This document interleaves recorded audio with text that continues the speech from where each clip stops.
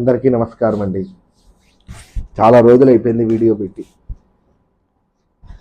అయితే మనం దిగ్విజయంగా సత్యనారాయణ స్వామి యొక్క వ్రత కథలు తొమ్మిది వ్రత కథలు మనం పూర్తి చేసుకున్నాం. ఇదైతే నాకు చాలా సంతోషమైనటువంటి విషయం. ఇక నుంచి రాబోయేటువంటి వీడియోలు వ్రత కథలే వస్తాయా, మరి ఇంకేమైనా విశేషమైనటువంటి పూజలు వస్తాయా, లేకపోతే విశేషమైనటువంటి విషయాలు వస్తాయా అనేటువంటి విషయానికి వస్తే, ప్రతి ఒక్క మాసములో చైత్రము నుంచి పాల్గొన మాసం వరకు ప్రతి ఒక్క మాసములో మనం ఏమేమి చేసుకోవాలి అనేటువంటి విషయాల గురించి, అలాగే నేను గతంలో కూడా చెప్పాను. ఏం చెప్పానండి అంటే, కామెంట్ సెక్షన్లో నన్ను ఒకళ్ళు కామెంట్ చేసి అడిగారు, అనగాదేవి వ్రతము గురించి, అనగా వ్రతము గురించి వివరణ చేయండి అని చెప్పి అడిగారు. ఆ యొక్క అనగా వ్రతము గురించి నేను చూస్తున్నాను. ఈ యొక్క అనగా వ్రతము నేను రాబోయేటువంటి రోజుల్లో చెబుతాను. అయితే ఇది ఆషాఢ మాసం, వచ్చేది శ్రావణ మాసం కదండి. ఈ యొక్క ఆషాఢ శ్రావణ మాసాల గురించి మనము రాబోయేటువంటి వీడియోల్లో తెలుసుకుందాం. వీటి గురించి అయిపోయిన తర్వాత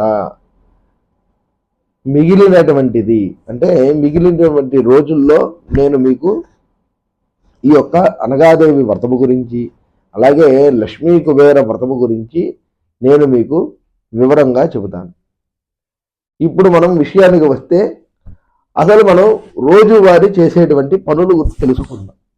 రోజువారీ పనులు అంటే ఏంటండి అంటే, ప్రతిదినము అంటే ప్రతిరోజు ఆదివారం నుంచి శనివారం వరకు మనం ఏవైతే పనులు చేస్తామో ఆ పనులు ఎలా చేయాలి, అలాగే ఉదయం సూర్యోదయం అయిన దగ్గర నుంచి సూర్యాస్తమయం అయ్యేంత వరకు ఎలా ఉండాలి, అలాగే తలస్నానం చేసి ఏమి చేయొచ్చు, ఏమి చేయకూడదు, పూజ చేసుకునేటప్పుడు ఏ వస్తువులు ఇవ్వచ్చు, ఏ వస్తువులు తీసుకోకూడదు, ఆ తర్వాత ఇలాంటి విషయాలన్నీ కూడా మనం ఈ వీడియోలో తెలుసుకుందాం. ముందుగా వస్తే, నోములు వ్రతాలు చేసేటువంటి రోజు తలకి నూనెని పట్టించుకొని చేయకూడదు, తలకి నూనె పెట్టకూడదు. చాలామంది వరకు తలస్నానం చేసిన వెంటనే అబ్బబ్బబ్బబ్బా విసుగ్గా ఉంది అని చెప్పి తలకి నూనె రాస్తూ ఉంటారు. ఇలాంటివి రాయటం చాలా తప్పు. ఆ తర్వాత విషయానికి వస్తే, సూర్యుడు ఉదయించడానికంటే ముందే మనం నిద్ర లేవాలి. చాలామంది ఎప్పుడు లేస్తారని, సూర్యుడు ఉదయించిన తర్వాత 4 గంటలకు లేస్తారు. అంటే 6ంటికి సూర్యోదయం అయిందనుకోండి, 6 తర్వాత 10 గంటలకు నిద్ర లేచే వాళ్ళు ఉన్నారు, 9 గంటలకు నిద్ర లేచే వాళ్ళు ఉన్నారు. ఇప్పుడంతా రాత్రి డ్యూటీలు అవుతున్నాయి, పగలు డ్యూటీలు అవుతున్నాయి కదండి. మరి వీటికి తగ్గట్టుగానే మన యొక్క కాలమానాన్ని మనం చూసుకోవాలి. అందుచేత రాత్రి సమయమందు అలసినటువంటి వాళ్ళు ఉదయం 6 గంటల నుంచి 7 గంటల వరకే నిద్రించాలి. 7 గంటల తర్వాత లేవాల్సిందే. అది విశ్రాంతి సమయం కాదు.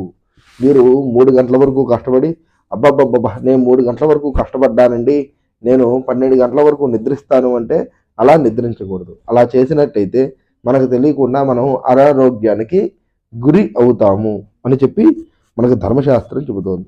ఆ తర్వాత శనివారము, ఆదివారము, మంగళవారాల్లో కొత్త వస్తువుని కానీ కొత్త బట్టల్ని కానీ ధరించకూడదు, కొనకూడదు. ఇది మనకి సామాన్యంగా ఎవరికి కూడాను తెలియనటువంటి విషయం అనుకోవచ్చు. ఆ తర్వాత చూసుకుంటే, శుక్రవారం ప్రయాణం చేయకూడదు. శుక్రవారం ప్రయాణం ఎవరు చేయకూడదండి అనేటువంటి విషయానికి వస్తే, శుక్రవారం ప్రయాణము ఆడపిల్లలు పుట్టింటి నుంచి అత్తవారింటికి వెళ్ళటం నిషేధము. అలాగే వివాహ సమయంలో కూడా శుక్రవారం నాడు అప్పగింతలు సాధ్యమైనంత వరకు చెయ్యరు. ఆ తర్వాత విషయానికి వస్తే, శుక్రవారం నాడు ప్రయాణించడానికి కూడా పనికిరాదు. మనం పుట్టింటి నుంచి అత్తింటి నుంచేనా అండి అంటే ఎక్కడికి కూడాను ప్రయాణం చేయకూడదు.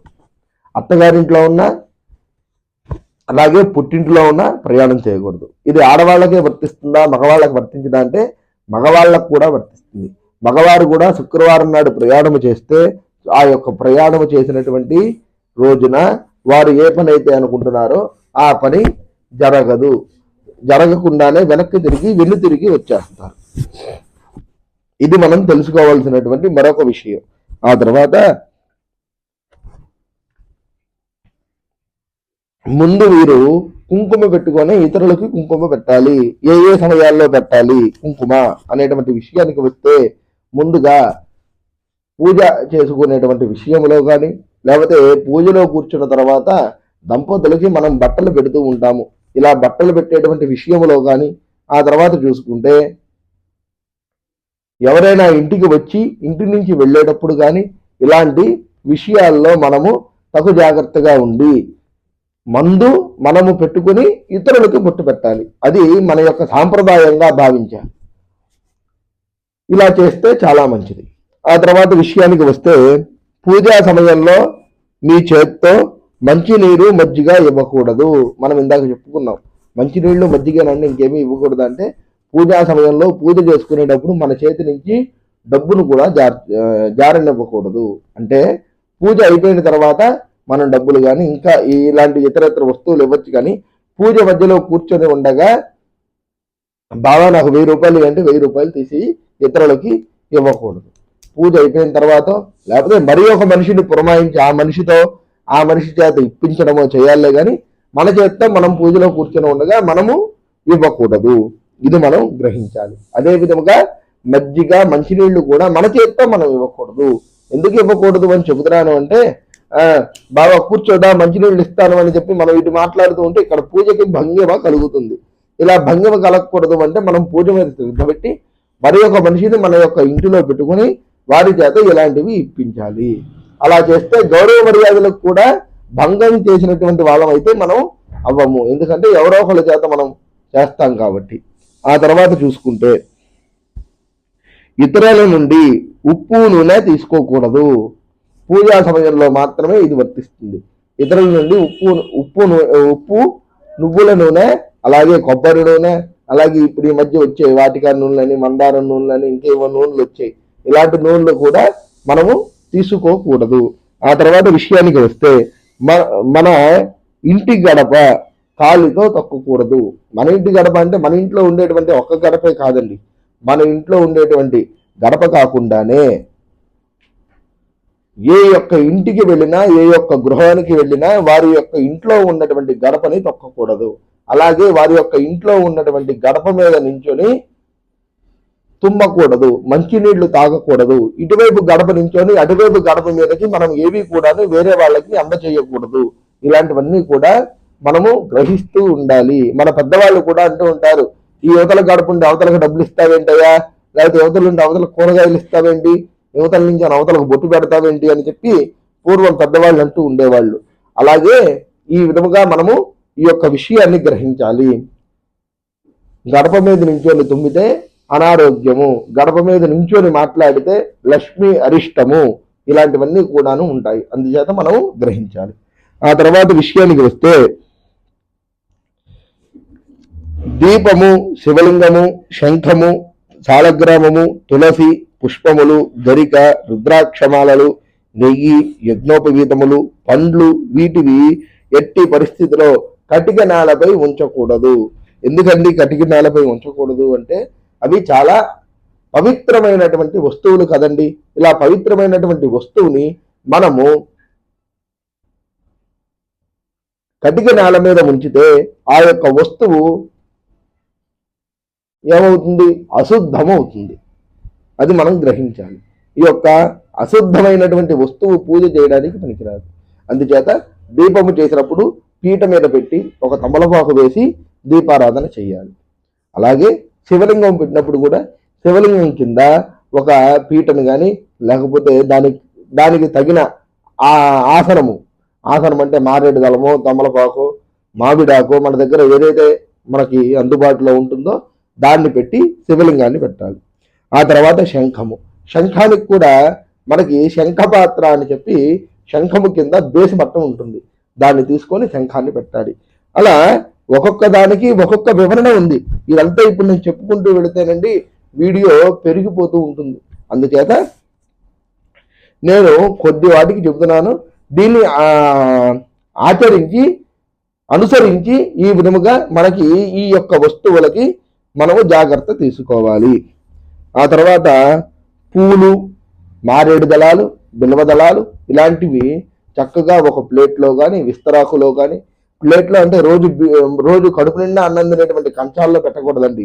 చక్కగా శుద్ధి చేసుకున్నటువంటి వస్తువులు ఏవైతే ఉంటాయో, శుద్ధి చేసుకోవడం అంటే మనం చక్కగా నీట్గా కడిగి పెట్టుకున్నటువంటివి, అలాగే భో భోజనాదులు, అలాగే పలహారాలు చేయనటువంటివి. ఆ తర్వాత విషయానికి వస్తే దాంట్లో కనీసము మనము ఎంగిలి కూడా చేయకూడదు. ఇలా చేసినచో మనము ఈ విధముగా ఈ యొక్క వస్తువులు పెట్టడానికి నిషేధము. ఆ తర్వాత మనం విషయానికి వస్తే తీర్థం తీసుకున్నప్పుడు తల మీద రాసుకుంటారండి చాలా మంది. ఎన్నిసార్లు చెప్పినా ఇలాంటి వాళ్ళకి అవి గ్రహించరు.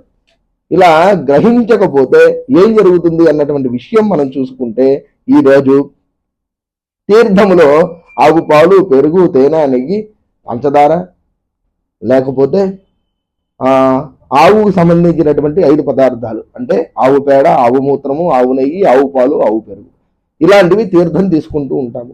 ఇలా తీర్థము తీసుకునేటువంటి సమయంలో ఈ యొక్క తీర్థాన్ని తల మీద రాసుకుంటే తేనె తలకి తగిలితే జుట్టు తెల్లబడుతుంది. ఇలాంటివి అరిష్టమైనటువంటి పనులు. అలాగే ఇది యొక్క పవిత్రమైనటువంటి తీర్థము. ఈ యొక్క పవిత్రమైనటువంటి తీర్థం ఎక్కడి నుంచి తయారవుతుంది అంటే భగవంతుడికి అభిషేకం చేసినటువంటి తీర్థం వస్తుంది. ఇలా తీర్థం వస్తే ఈ యొక్క తీర్థాన్ని మనం తీసుకోవటం వల్ల ఏం జరుగుతుంది, మనకి ఆ పుణ్యం అనేది వస్తుంది.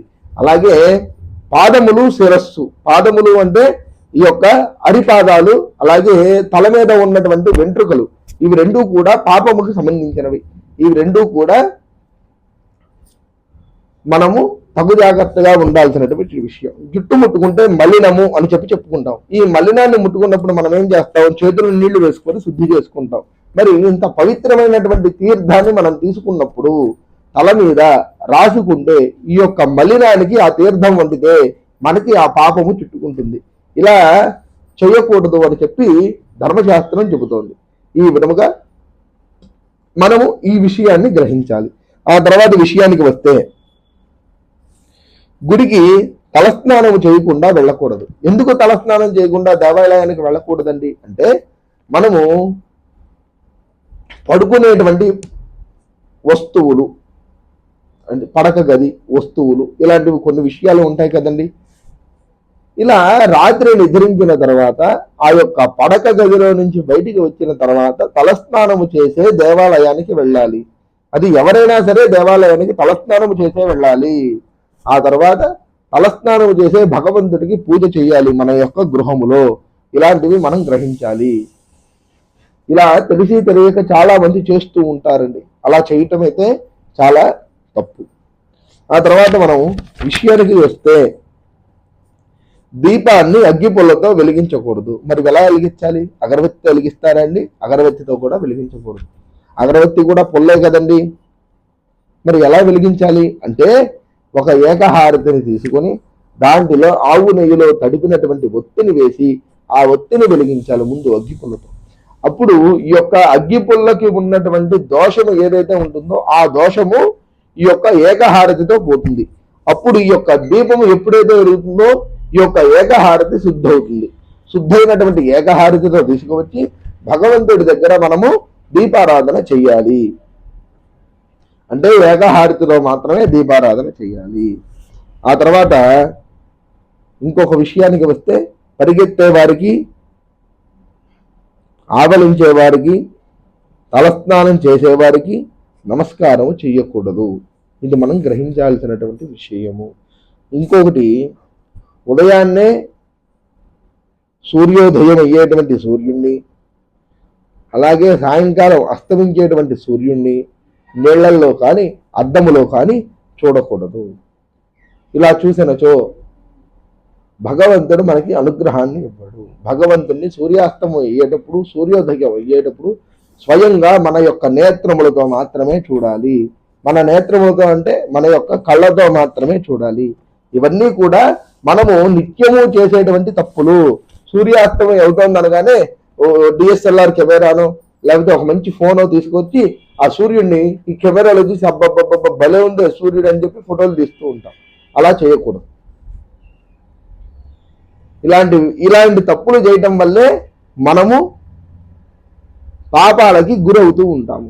ఇలాంటివి మనం ప్రతిరోజు చేసేటువంటి విషయాలు. ఆ తర్వాత విషయానికి వస్తే, మనము మంగళవారము శుక్రవారము వెంట్రుకలు తీసుకోకూడదు. ఆ తర్వాత మరి ఒక విషయానికి వస్తే అందరూ తెలిసి తెలియక వెంట్రుకలు తీయించేస్తూ ఉంటారు మంగళవారం శుక్రవారాలు. ఇలా చేయకూడదు. ఆదివారము వెంట్రుకలు తీయకూడదు. మరి ఒక విషయానికి వస్తే ఏమిటండి అంటే మనము మరి ఒక తప్పు చేస్తూ ఉంటాం. ఏమిటండి? మంగళవారము అష్టమి ఇలా సమయాల్లో వాహనం కొంటూ ఉంటాము. ఇలాంటి సమయాల్లో వాహనం కొనకూడదు. అమావాస్య నాడు ఎటువంటి ప్రయాణాలు చేయకూడదు. చతుర్దశి నాడు ఎటువంటి ప్రయాణాలు చేయకూడదు. ఇలాంటివి కొన్ని నియమాలు ఉంటాయి.